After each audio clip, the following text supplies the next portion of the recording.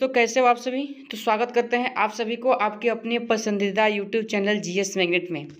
जैसा कि अब आपको प्यारे साथी फाइनली पता चल गया है, अब आपका बिहार डीएलएड का जो इंट्रेंस एग्ज़ाम टेस्ट एग्ज़ाम आपका होने वाला है, उस एग्ज़ाम का डेट सामने निकल के आ गया है। जो एग्ज़ाम का डेट आपको रहने वाला है, जो बिहार बोर्ड का जो ऑफिशियल वेबसाइट है उस पर एक नोटिफिकेशन पड़ा हुआ है, जाकर के आप डाउनलोड करके देख लीजिए या इसको देख लीजिए। ठीक, तो आपका जो फाइनली जो बिहार डीएलएड का जो इंट्रेंस एग्ज़ाम होने वाला है वह देखिए 14/9/2022 से 20/9/2022 के बीच आपका कंडक्ट कराया जाएगा। जो आपका ये एग्ज़ाम हो जाएगा ना, देखिए सबसे पहले 14 से लेकर के 20 तक आपका डीएलएड का इंट्रेंस एग्ज़ाम चलेगा। ठीक, और जो आपका एग्ज़ाम चलने वाला है, यह एग्ज़ाम 3 पालियों में 3 शिफ्ट में चलेगा। पहले मॉर्निंग का जो शिफ्ट है वो 7 बजे से चलेगा, ठीक है। द्वितीय पाली जो 11 बजे से चलेगा, ठीक है।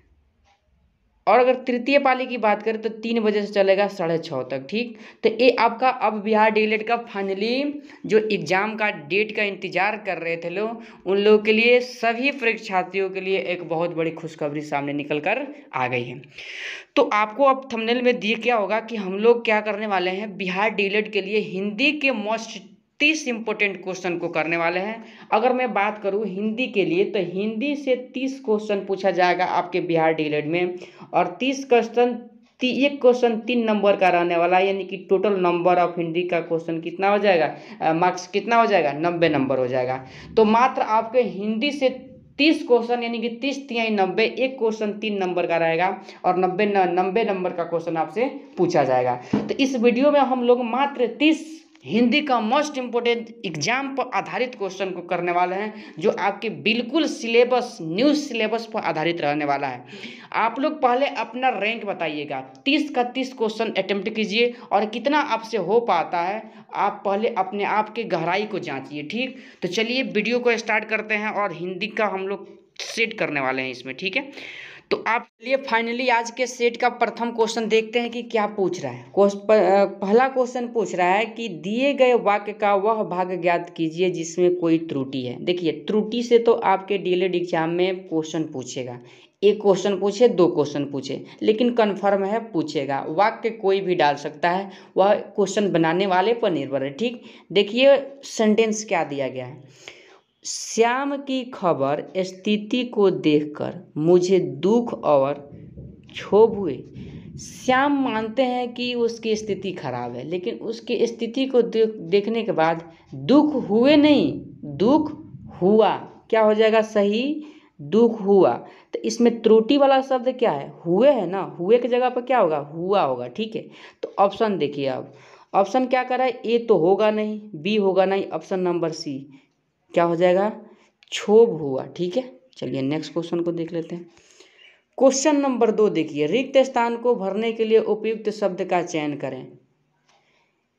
शब्द क्या, वाक्य क्या दिया गया है, एक विद्वान ने परीक्षा की डैश आग से की है, यानी कि परीक्षा की जो क्या है तुलना, इस पे ऑप्शन नंबर डी, यानी कि तुलना किससे किया है, यानी कि आग से किया है। देखिए जिस तरह आग जलता है ना, उसी तरह कोई परीक्षार्थी जो होता है ना, परीक्षा पास करने के लिए पढ़ाई के साथ क्या करता है, खून पसीना बहाता है। ठीक है, तो विद्वान ने तुलना किससे किया है, ऑप्शन नंबर डी, आग से किया है। ठीक है, चलिए नेक्स्ट क्वेश्चन को देख लेते हैं। देखिए तीसरा क्वेश्चन पर्यायवाची पूछ रहा है। अब पर्यायवाची से जो टॉपिक आपका है ना बिहार डीएलएड के एग्जाम में कन्फर्म है, उसको रट के जाइएगा। ठीक है, पर्यायवाची से 1 से 2 क्वेश्चन आपसे पूछा जाएगा तो पूछा जाएगा। ठीक है, चलिए देखिए कह रहा है निम्नलिखित दिए गए शब्द के पर्यायवाची शब्द का चयन कीजिए। देखिए विपत्ति का पर्यायवाची पूछ रहा है। विपत्ति बहुत प्रचलित शब्द है, आम भाषा का एक शब्द है कि नहीं। विपत का मतलब क्या होता है, कोई नहीं कहता है कि विपत में पड़ बड़ा, यानी कि मुसीबत में पड़े हो। तो विपत का पर्यायवाची क्या होता है कि ऑप्शन नंबर ए, यानी कि मुसीबत। ठीक है, चलिए अगला क्वेश्चन को देख लेते हैं। क्वेश्चन नंबर 4 देखिए हमसे क्या पूछा रहा है, फिर त्रुटि वाला शब्द आ गया है और वाक्य क्या दिया गया है, कक्षा के सभी छात्र गुरु जी की आदर करते हैं। कक्षा के सभी छात्र, त्रुटि बताना है, गुरु जी की नहीं होगा, गुरु जी का आदर करते हैं। ठीक है, सही शब्द का होगा, लेकिन त्रुटि क्या है इसमें की में है। तो ऑप्शन देखिए आप, चलिए ऑप्शन पाइए, यानी कि ये तो होगा नहीं, यानी कि ऑप्शन नंबर त्रुटि पूछा है तो गुरु जी की नहीं, गुरु जी का होगा, ठीक है। तो त्रुटि ऑप्शन नंबर बी वाला में ही होगा, ठीक है। चलिए नेक्स्ट क्वेश्चन को देख लेते हैं। क्वेश्चन नंबर 5 को आप देखिएगा थोड़ा, इसमें पढ़ रहा है कि दिए गए वाक्य में रेखांकित खंड को प्रतिस्थापित करने के लिए उपयुक्त विकल्प का चयन करें। वाक्य क्या दिया गया है, जीवन में उन्नति चाहते हो तो परिश्रम करो, यानी कि जीवन में उन्नति चाहते हो तो परिश्रम करो, इसका प्रतिस्थापित शब्द क्या होगा, उन्नति का। देखिए उन्नति के मतलब क्या होगा, कोई ना कोई व्यक्ति अपना विकास कर रहा है, ठीक है। तो उन्नति का प्रतिस्थापित शब्द क्या होगा, ऑप्शन नंबर क्या हो जाएगा, सी, विकास करना, ठीक है। चलिए अगला क्वेश्चन को देख लेते हैं। तो चलिए अगला क्वेश्चन देख लेते हैं, क्वेश्चन नंबर 6। क्वेश्चन नंबर 6 पूछ रहा है कि दिए गए शब्द के पर्यायवाची शब्द, देखिए पर्यायवाची फिर पूछा। अब पर्यायवाची इस बार किसका पूछा है, यानी कि रावण का पूछा है। देखिए रावण का पर्यायवाची, जल्दी से आप सही आंसर कीजिएगा। तो अगर मैं रावण की पर्यायवाची का बात करूँ तो रावण के कितने मतलब सिर थे, यानी क्या बता सकते हैं, दशानन, यानी कि 10 हैं आनंद जिसके, ठीक है। तो ऑप्शन नंबर क्या हो जाएगा, डी। देखिए थोड़ा हमारे यहाँ मौसम का क्या है, यानी कि मौसम वर्षा का हो गया, ठीक है। बिजली कड़क रहा है तो थोड़ा आवाज़ में जो मतलब कोई डाउट आए ना, तो आप PDF को देख करके आप क्वेश्चन को सॉल्व कर लीजिएगा, ठीक। चलिए क्वेश्चन नंबर 7 देखते हैं। क्वेश्चन नंबर 7 कर रहा है कि रिक्त स्थान को भरने के लिए उपयुक्त शब्द का चयन करें। शब्द क्या दिया गया है, कह रहा है उसे चोट लगने पर खूब डैश लगा, सॉरी खून क्या लगा, जब किसी को चोट लगता है, किसी का हाथ कटता है तो खून क्या लगता है, यानी कि बहने लगता है ना। तो ऑप्शन नंबर डी देखिए दिया है ना, बहने लगा। तो ऑप्शन नंबर क्या हो जाएगा, डी हो जाएगा, ठीक। चलिए अगला क्वेश्चन देख लेते हैं। क्वेश्चन नंबर 8 को देखिए, दिए गए वाक्य का वह भाग ज्ञात करें जिसमें कोई त्रुटि है। त्रुटि से देखिए तीसरा नंबर क्वेश्चन पूछा है आपसे, त्रुटि हर हाल में पूछा जाएगा। क्या पूछता है, अब देखिए समाचार पत्र समाचार का भंडार तो है ही, इसके एक उपयोग और भी है, आपको बताना है कि इसमें त्रुटि है। तो अगर इसके राइट आंसर की बात करूँ तो ऑप्शन नंबर क्या हो जाएगा, ऑप्शन नंबर बी, इसके एक उपयोग और भी है, ठीक है। इसके एक उपयोग और भी है, बात समझ में आ रहा है। तो इसमें इसके यानी कि इसका एक, इसके नहीं होगा, इसका एक उपयोग और भी है, इसके नहीं होगा, ठीक है। इसका होगा, इसका एक उपयोग और होगा, यही क्या है, त्रुटि में है। बात समझ में आ रहा है। चलिए नेक्स्ट क्वेश्चन को देख लेते हैं।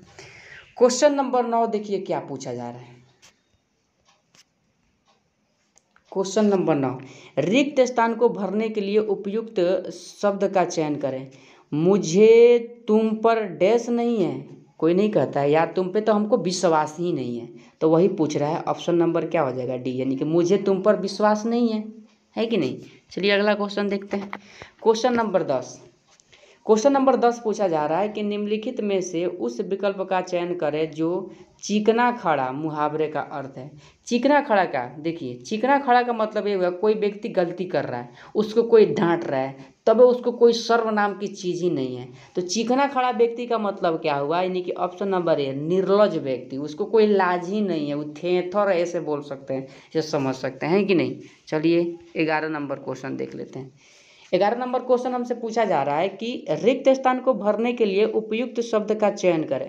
वह कक्षा की डैश जा रहा है, यानी कि कक्षा की डैश, यानी कि कक्षा की ओर जा रहा है। ऑप्शन नंबर क्या हो जाएगा, सी, ठीक है। चलिए अगला क्वेश्चन को देख लेते हैं। आपको पर क्वेश्चन के लिए 5 सेकंड का ही समय मिलेगा, उसमें आपको आंसर लगा देना है, ठीक है। चलिए अगला क्वेश्चन देख लेते हैं। अगला क्वेश्चन 12 पूछ रहा है कि दिए गए वाक्य में रेखांकित खंड को प्रतिस्थापित करने के लिए उपयुक्त विकल्प का चयन करें। देखिए 4 ऑप्शन दिया है, वाक्य क्या दिया गया है, यानी कि अपनी गलतियों को समझते हुए भी वह उसे सुधारने का प्रयास नहीं करता है। जल्दी से बताइएगा इस क्वेश्चन का सही आंसर क्या होगा। तो अगर मैं इस क्वेश्चन का सही आंसर की बात करूँ तो ऑप्शन नंबर क्या हो जाएगा, यानी कि बी हो जाएगा, सुधारने की प्रयास नहीं, सुधारने का प्रयास करता है, ठीक है। चलिए नेक्स्ट क्वेश्चन को देख लेते हैं। क्वेश्चन नंबर 13 पूछ रहा है कि दिए गए शब्द के पर्यायवाची शब्द का चयन करें। इस बार पर्यायवाची जो आपसे पूछा गया है वो आत्मज को पूछा गया है। आत्मज क्या होता है, यानी कि पुत्र को कहते हैं कि मेरी आत्मा है तू, नहीं बोलते हैं। देहाती लैंग्वेज में देखे होंगे गाँवों में। आत्मज के मतलब क्या होता है, यानी कि पुत्र होता है। ठीक है, ऑप्शन नंबर डी हो जाएगा। बात समझ में आ गया। चलिए अगला क्वेश्चन को देख लेते हैं। देखिए, शुद्ध बर्तौनी और अशुद्ध बर्तौनी से आपसे क्वेश्चन पूछा जाएगा, इसलिए इसको अच्छे से देख लीजिएगा। देखिए क्वेश्चन नंबर 14 पूछ रहा है, सही बर्तौनी वाले शब्द का चयन करें। आपको सही बर्तौनी वाले शब्द बताना है कि कौन सा होगा। तो अगर मैं इसका राइट आंसर की बात करूँ तो ऑप्शन नंबर क्या हो जाएगा, यानी कि रोहिणी हो जाएगा। क्या हो जाएगा, रोहिणी। ठीक है, चलिए अगला क्वेश्चन देख लेते हैं। अगला क्वेश्चन देखिए, क्वेश्चन नंबर 15 विलोम इस बार पूछा गया। विलोम का मतलब क्या होता है, यानी कि विपरीत। नित्य का विपरीत पूछा गया, तो ऑप्शन नंबर क्या हो जाएगा, यानी कि सी अनित्य हो जाएगा। ठीक, चलिए अगला क्वेश्चन को देख लेते हैं। देखिए अगला क्वेश्चन 16 नंबर क्वेश्चन क्या पूछ रहा है। चलिए क्वेश्चन नंबर 17 को अच्छे से समझिए क्या पूछ रहा है। बाघ जानते हैं ना, तो बाघ का स्त्रीलिंग पूछा गया है।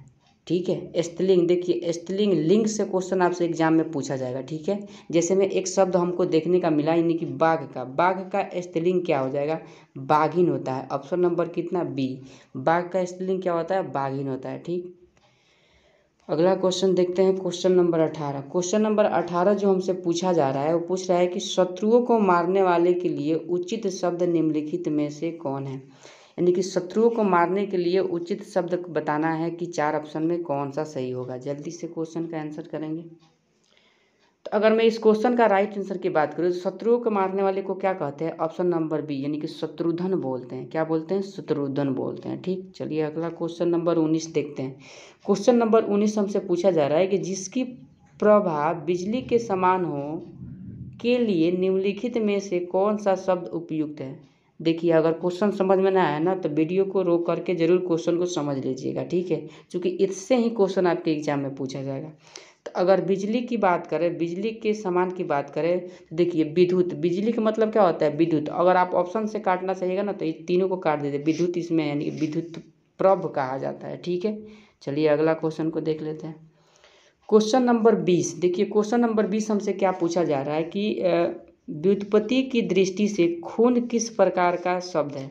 देखिए व्युत्पत्ति की दृष्टि से खून जो है ना, खून हमारे देश का शब्द नहीं है, ये विदेशियों के द्वारा कोई ना कोई ब्रिटिश व्यक्ति का ब्रिटिश शब्द है। ब्रिटिश शब्द मान लीजिए, चाहे पुर्तगाली कुछ शब्द आया, फारसी शब्द आया, अरबी शब्द आया, जितने भी मतलब विदेशी लोग आए थे भारत में ना, वो अपना कुछ ना कुछ शब्द भारत को दे करके गए। ठीक है, तो उसी में से बताना है कि खून जो है एक प्रकार का कैसा शब्द है।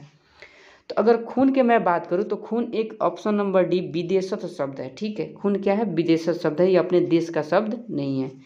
अगला क्वेश्चन देखते हैं, क्वेश्चन नंबर 21। क्वेश्चन नंबर 21 कह रहा है कि शेक्सपियर को यूरोप का कालिदास कहा जाता है। शेक्सपियर को क्या कहा जाता है, यूरोप का कालिदास कहा जाता है। इस वाक्य में कालिदास की संज्ञा क्या है। देखिए आपसे संज्ञा से पूछा जा रहा है क्वेश्चन। संज्ञा के कितने भेद होते हैं आपको पता है ना, 5 भेद होता है। ठीक है, देखिए अगर इसमें बात करूँ, यानी कि शेक्सपियर में कौन सी संज्ञा है, जल्दी से आप इस क्वेश्चन का सही आंसर कीजिए। तो अगर इस क्वेश्चन का बात करूँ तो शेक्सपियर में क्या है, जातिवाचक संज्ञा है। व्यक्तिवाचक मत लगा दीजिएगा, बहुते लोग इस पर ध्यान देंगे, लेकिन शेक्सपियर क्या है, एक शेक्सपियर को यानी कि यूरोप यानी कि कालिदास कहा जाता है। कालिदास में क्या है, यानी कि कालिदास किसके लिए प्रसिद्ध है, यानी कि शेक्सपियर के लिए प्रसिद्ध है। तो इसमें जाति का बोध आ रहा है, बात समझ में आ रहा है, तो जाति का बोध आ रहा है तो जातिवाचक संज्ञा हो जाएगा। चलिए क्वेश्चन नंबर 22 को देखते हैं। क्वेश्चन नंबर 22 हमसे पूछा जा रहा है, इनमें मात्रिक छंद कौन सा है। मात्रिक छंद आपको बताना है कौन सा है। ऑप्शन नंबर 22 का ऑप्शन बताइए कौन सा सही होगा। ठीक, तो क्वेश्चन अगर 22 का मैं राइट आंसर की बात करूँ तो ऑप्शन नंबर क्या हो जाएगा, बी, यानी कि चौपाई हो जाएगा। क्या हो जाएगा, चौपाई हो जाएगा। देखिए 23 नंबर क्वेश्चन हमसे क्या पूछा जा रहा है। 23 नंबर क्वेश्चन पूछ रहा है, जो तुरंत सोचकर उत्तर दे उस व्यक्ति को क्या कहते हैं। तो ऑप्शन नंबर सी, प्रयुत्पन्नमति कहते हैं। ठीक,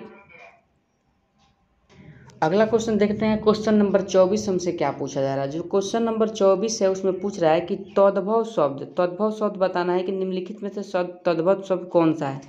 तो आपके पास 4 ऑप्शन है, जल्दी से आंसर कीजिए। देखिए ऑप्शन ए में क्या है, यानी कि कान्हा में क्या है, तद्भव शब्द है। कान्हा एक क्या है, तद्भव शब्द है। अच्छे से इसको देख लीजिएगा, आपका टॉपिक में भी है। ठीक है, तद्भव वाला। देखिए कह रहा है 25 नंबर क्वेश्चन कि त्रिभुज में कौन सा समास है। देखिए त्रिभुज में कौन सा समास है? ऑप्शन आप चुनिए जल्दी से, 4 ऑप्शन में से सही कौन सा होगा। तो अगर मैं बात करूँ त्रिभुज में समास की, तो त्रिभुज में क्या है? समास में यानी कि द्विगु समास है। देखिए द्विगु समास को यानी कि पहचानने का एक सबसे बेस्ट तरीका बताते हैं। यानी कि कोई भी शब्द देखिए जिसमें क्या है, अंकों का बोध हो, यानी कि 9 3 3 है ना, तो 3 का अंक बोध हो रहा है ना, तो जितने भी अंकों वाले शब्द होंगे ना, जो अंक का कोई ना कोई बोध कराएगा, ठीक है, अंक का कोई ना कोई क्या कराएगा? बोध कराएगा, ठीक है। तो उसमें कौन सा समास होगा? द्विगु समास होगा। बात समझ में आ रहा है? चलिए अगला देख लेते हैं। क्वेश्चन नंबर 26 देखिए, क्वेश्चन नंबर 26 हमसे पूछा जा रहा है कि बहुब्रीहि समास किसका उदाहरण है? 4 ऑप्शन दिया गया है, आपको बताना है कि इसमें से बहुब्रीहि समास का उदाहरण कौन सा है। ठीक, जल्दी से क्वेश्चन का आंसर कीजिए। अगर मैं बात करूं पीताम्बर, ऑप्शन नंबर पीताम्बर में क्या है? बहुब्रीहि समास है, ठीक है। पीताम्बर में क्या है? बहुब्रीहि समास है। और पीताम्बर का अगर समास विग्रह आप कीजिएगा तो इसका हो जाएगा, यानी कि पीत है अंबर जिसके, यानी कि पीत है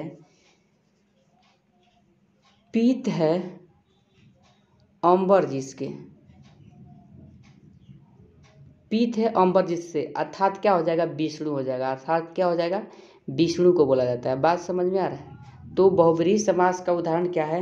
यानी कि ऑप्शन नंबर सी, जिसमें कोई भी पद प्रधान नहीं होता है, ठीक है। चलिए अगला क्वेश्चन 27 देखिए। 27 नंबर क्वेश्चन पूछ रहा है कि अंतरंग का विपरीतार्थक, यानी कि पर्यायवाची शब्द आपको बताना है कि अंतरंग का क्या हो जाएगा। अंतरंग का पर्यायवाची विपरीतार्थक शब्द हो जाएगा, सॉरी विपरीतार्थक शब्द हो जाएगा बहिरंग, यानी कि ऑप्शन नंबर ए, ठीक है।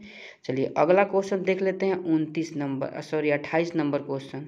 28 नंबर क्वेश्चन आपसे पूछ रहा है कि व्योमकेश किसका पर्यायवाची है? पर्यायवाची का बात किया है, तो इसका राइट आंसर की बात करें तो ऑप्शन नंबर क्या हो जाएगा? डी। शिव को क्या बोला जाता है? यानी कि व्योमकेश बोला जाते हैं। इसे त्रिलोचन भी बोला जाता है, ठीक है। इनको क्या, यानी कि विद्यापति भी बोला जाता है, शंकर भी बोला जाता है। इनको बहुत सारे नामों से क्या किया जाता है? पुकारा जाता है, ठीक है, पहचाना भी जाता है। तो आपको पर्यायवाची क्या हो जाएगा? यानी कि व्योमकेश किसका पर्यायवाची है? तो शिव जी का है, ठीक है। चलिए अगला क्वेश्चन देखते हैं। क्वेश्चन नंबर 29 देखिए, आप क्या पूछा है? कोमल शब्द का वर्ण विन्यास क्या होगा? देखिए कोमल शब्द में, इस क्वेश्चन को नो एकदम माइंड शांत करके तब कीजिएगा। देखिए इसमें क में हलंत लगा है ना, क में हलंत लगा है ना, इसमें अ दिया है, तो हलंत और क्या पूर्ण क बनाएगा? पूर्ण क मिल गया।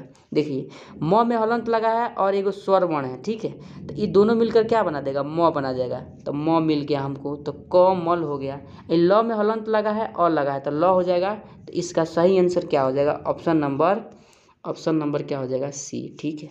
चलिए अगला क्वेश्चन देखते हैं। क्वेश्चन नंबर 30 देखिए क्या पूछ रहा है कि आप मेरे घर अवश्य पधारे, इस वाक्य में आप क्या है? आप क्या है? तो इसका राइट आंसर की बात करें तो ऑप्शन नंबर क्या हो जाएगा? ऑप्शन नंबर बी, मध्यम पुरुष है। आप कौन सा वाक्य है? यानी कि मध्यम पुरुष है, ठीक है। चलिए आज के सेशन का आपका हिंदी का जो 30 प्रश्न था, इस 30 प्रश्न को हम लोग कर चुके हैं, ठीक है। अब आप लोग अपना अपना स्कोर जो है ना कमेंट में बताइए, ठीक है, और इसको अच्छे से देख लीजिए, क्योंकि इसी आधार पर आपके एग्जाम में क्वेश्चन पूछा जाएगा। चलिए वीडियो अगर अच्छा लगा हो तो वीडियो को लाइक तो ज़रूर कीजिए, और हमारे चैनल पर आप अगर नए हैं ना तो चैनल पर सब्सक्राइब कर लीजिए। चैनल को क्या कर लीजिए? सब्सक्राइब। इसका नाम है चैनल का क्या? GS magnet. क्या नाम है? मैग्नेट। इसमें सभी प्रतियोगी परीक्षा का प्रैक्टिस सेट आपको कराया जाएगा, ठीक है। यह चैनल आपके सफलता के लिए ही बनाया गया है, ठीक है। और वीडियो को ज़रूर शेयर कीजिए अपने आसपास सभी फ्रेंडों को, हर ग्रुप में आप वीडियो को पहुंचाइए, ताकि ज़्यादा से ज़्यादा लोग इस वीडियो से क्या करें? लाभ उठा सके, ठीक है। चलिए मिलते हैं अगले वीडियो में अगले प्रैक्टिस सेट के साथ। तब तक के लिए जय हिंद, जय भारत।